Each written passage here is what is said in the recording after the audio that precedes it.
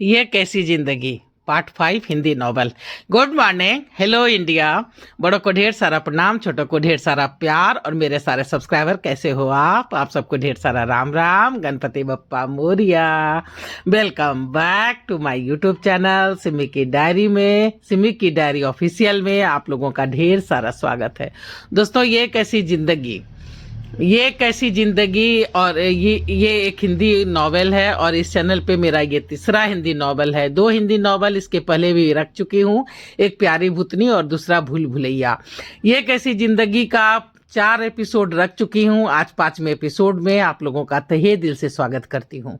अब तक आप लोगों ने देखा कि पलक जो है सो न्यूजीलैंड में पढ़ाई कर रही थी और वहां से पढ़ाई लिखाई करके वापस आ जाती है और डायरेक्ट अपनी माँ से मिलने भोपाल चली जाती है। उसने प्रोग्राम बनाया था कि 1 महीना अपनी माँ के साथ रहेगी, उसके बाद जॉब के लिए ट्राई करेगी। लेकिन 10 दिन के बाद ही उसको पता चल जाता है कि वो प्रेग्नेंट है, तो वो तुरंत जो है सो मुंबई आ जाती है अपनी फ्रेंड जूही के पास और वहाँ निखिल से मिलती है और निखिल को बोलती है कि अब हमें शादी करना होगा क्योंकि मैं प्रेग्नेंट हूँ। निखिल ने शादी से बिल्कुल मना कर देता है। निखिल बोलता है कि नहीं, मैं शादी नहीं करूँगा और मैंने तुमसे कोई भी कमिटमेंट नहीं किया है। लाचार जो है सो वो फिर भोपाल वापस आ जाती है और अपनी माँ से हर कुछ बता देती है, अपनी माँ से कुछ भी नहीं छुपाती है। तो यहाँ तक मैंने आप लोगों के समक्ष रख चुका है कि पलक ने डिसीजन ले लिया है कि वो माँ बनेगी और इस बच्चे को जन्म देगी क्योंकि वो डॉक्टर है, उसका काम जान बचाना है, जान लेना नहीं। तो चलिए आज 5वें एपिसोड में मैं आप लोगों के समक्ष आगे रख रही हूँ, तो देखिए कैसा लगता है। 8-10 दिन आराम और फिर से जो है सो 8-10 दिन पहले रही थी और 8-10 दिन आराम करके पलक बेंगलोर चली जाती है। वहीं जो है सो एक नामी जामी हॉस्पिटल में उसने ज्वाइन कर लिया था और फिर बिमली को भी उसने आकर के वॉलेंट्री रिटायरमेंट दिलवा दिया था और सारे पैसे से उसने एक फ्लैट बेंगलोर में ले लिया था और वहीं माँ बेटी अब बेंगलोर में रहने लगी थी। माँ बाप दोनों का पेंशन आता था, गुजर बसर अच्छी तरह से हो रहा था। पलक के आधे पैसे तो फ्लैट में लिए गए लोन को चुकता करने में ही चले जाते थे क्योंकि फ्लैट जो था सो काफ़ी महंगा था। बहुत सारे पैसे देने के बाद भी कुछ लोन बच गए थे और कुछ पैसे जो है सो वो अपनी डिलीवरी के लिए सेव कर रही थी पलक, क्योंकि वो माँ बनने वाली थी और उसने डिसीजन ले लिया था कि बच्चे को जन्म देगी। दिन प्रतिदिन बीतते जा रहे थे, फिर वो दिन भी आ गया था जब पलक ने एक चांद जैसे बेटे को जन्म दिया था। बच्चे को जन्म देते ही वो बेहोश हो गई थी और बेहोशी जो है उसकी बहुत देर के बाद टूटी थी और जब होश आया तो देखा कि माँ रो रही है। तो उसने पूछा कि माँ क्या हुआ, क्या होगा? उसे हमारा सुख जो है सो प्रिय ही नहीं है, छीन लिया तुम्हारे बेटे को क्या? पलक को तो जैसे अपने कान पे विश्वास नहीं हो रहा था। ये कैसे हो सकता है माँ, वो तो बिल्कुल नॉर्मल था, हेल्दी था, फिर ऐसे कैसे हो गया? पलक को विश्वास नहीं हो रहा था, पर क्या करती, माँ के बातों पे उसे भरोसा करना पड़ा था। पलक का अब बेंगलोर से भी मन उचटने लगा था। उसने उस हॉस्पिटल की नौकरी छोड़ दी थी। ये क्या किया तुमने, नौकरी क्यों छोड़ दी? पलक की माँ बोल रही है तो पलक जवाब देती है कि क्या करती, सभी के सभी फ्रॉड है। जब मेरे बेटे को नहीं बचा पाए तो किसी और को क्या बचा पाएंगे?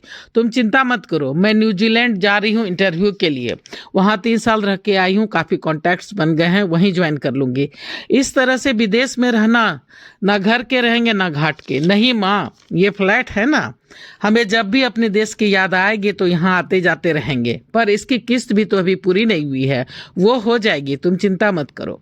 पर मुझे परदेश नहीं जाना, मैं भोपाल वापस चली जाती हूँ, यहाँ भी मेरा मन नहीं लगता है। नहीं माँ, वहाँ भी मेरे बच्चे होने की बातें किसी न किसी तरह से पहुँच गई होगी, लोग ताने मारेंगे, तुम नहीं सह पाओगी और अब वो रिस्क मैं नहीं लेना चाहती। तुम्हें आराम की ज़रूरत है, देखभाल की ज़रूरत है। पलक ने न्यूजीलैंड में ही बस जाने का फैसला कर लिया था। उसने फ्लैट को, बेंगलोर वाले फ्लैट को कानूनी कागजात के तहत एग्रीमेंट करके उसे भाड़े पर चढ़ा दिया था और फिर वही पैसे किस्त के रूप में लोन चुकाने में मदद कर रहे थे। पलक ने माँ का पासपोर्ट वीसा तैयार करवा लिया था और फिर दोनों माँ बेटी न्यूजीलैंड शिफ्ट कर गए थे। पलक को हॉस्पिटल की तरफ से ही फ्लैट, गाड़ी, नौकर, ड्राइवर, सारी सुविधाएं मिली हुई थी। बिमली भी हल्का फुल्का इंग्लिश सीख ली थी, इंडियन ग्रुप को ज्वाइन कर लिया था, 1-2 मंदिर भी खोज लिया था जहाँ कभी कभी वो हो आती थी। बगल में रहने वाली पुष्पलता, जो कि उसकी हम उम्र थी, वो भी इंडियन थी और उससे जो है सो बिमली की अच्छी सहेली वो बन गई थी, दोनों में अच्छी दोस्ती हो गई थी। जूली पलक के टच में थी, पर निखिल की कोई खबर नहीं थी, ना ही उसने कभी फोन किया था और ना ही पलक ने। देखते ही देखते 3 साल बीत गए थे। सभी अपनी अपनी जिंदगी में रम गए थे। बिमली चाहती थी पलक शादी कर ले, पर पलक शादी का नाम सुनते ही गुस्सा आ जाती। क्या दिया शादी ने आपको? 10 साल बस। उसके बाद विधवा की जिंदगी, पूरी जिंदगी अकेली काटी आपने। यहाँ कोई अपना नहीं है माँ, बस जब तक जीवन है जियो। फिर मेरा जीवन दूसरों की सेवा के लिए हुआ है, खुद के लिए नहीं। अगर मेरा बेटा जिंदा रहता तो उसे देख सुकून आता, उसे भी पढ़ा लिखा कर अपनी तरह एक बहुत बड़ा डॉक्टर बनाती। पर कोई बात नहीं, जैसी प्रभु की मर्जी, जो किस्मत में लिखा था वो हो गया। बिमली चुप रह जाती, सोचती अभी घाव ताजे हैं, धीरे धीरे घाव भर जाएंगे, फिर कोई ना कोई इसकी जिंदगी में जरूर आ जाएगा। भगवान के घर देर है अंधेर नहीं। मुझे भी सुख नहीं दिया, कम से कम मेरी बेटी को तो सुकून दे भगवान। बिमली दिन रात भगवान से बस यही प्रार्थना करती रहती कि किसी तरह इसकी जिंदगी पटरी पर आ जाए। बिमली जब भी चुप रहती, पलक समझ जाती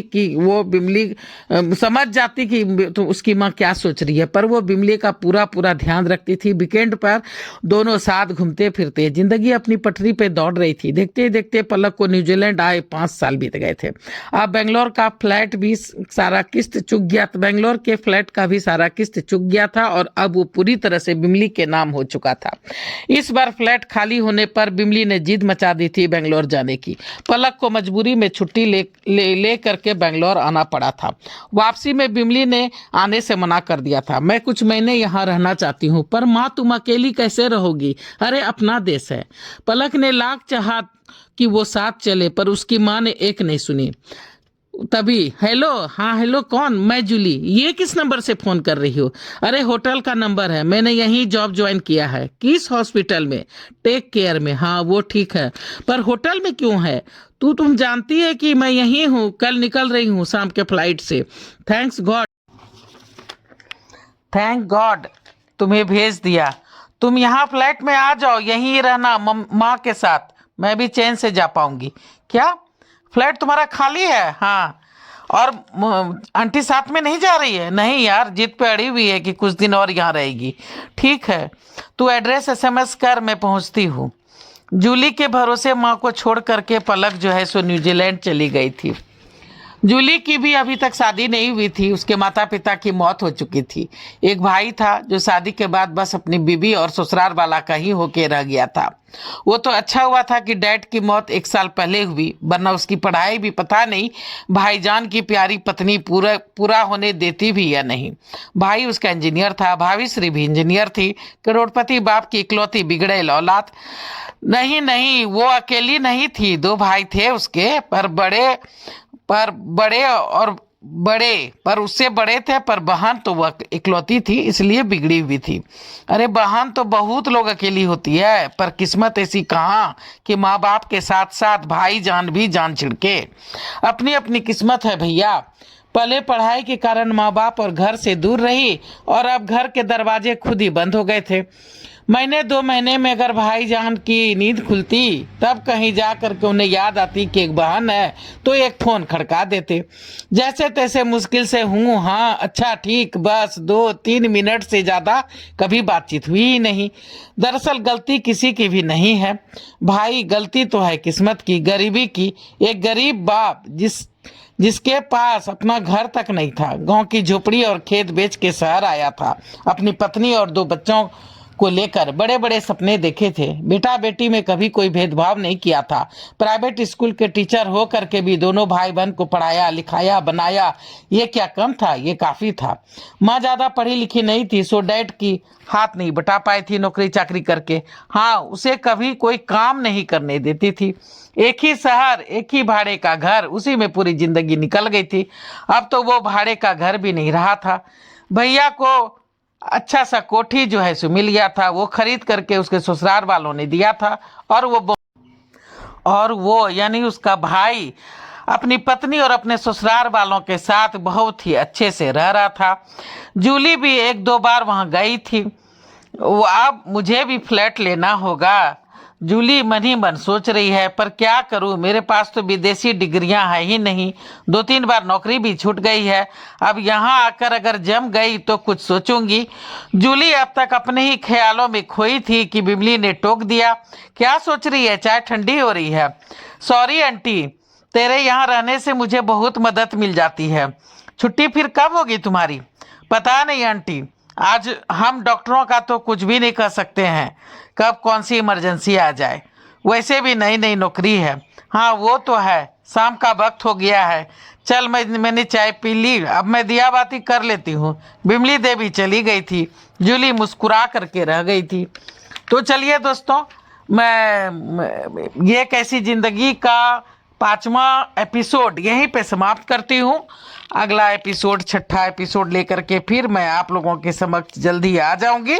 तो चलिए, अगर पहली बार चैनल पे आए तो थोड़ा सा सपोर्ट कर दीजिए। सपोर्ट करने के लिए सब्सक्राइब कीजिए, लाइक कीजिए, शेयर कीजिए, कमेंट्स कीजिए, बेल का बटन जरूर दबाइएगा, ताकि जब जब मैं वीडियो डालूंगी तो आप लोगों को नोटिफिकेशन मिल सके। अब मैं अपनी वाणी को यहीं पे विराम देना चाहती हूँ। जय भोलेनाथ, हर हर महादेव। और आप लोग का ढेर सारा थैंक्स मेरा वीडियो को शुरू से अंत तक देखने के लिए।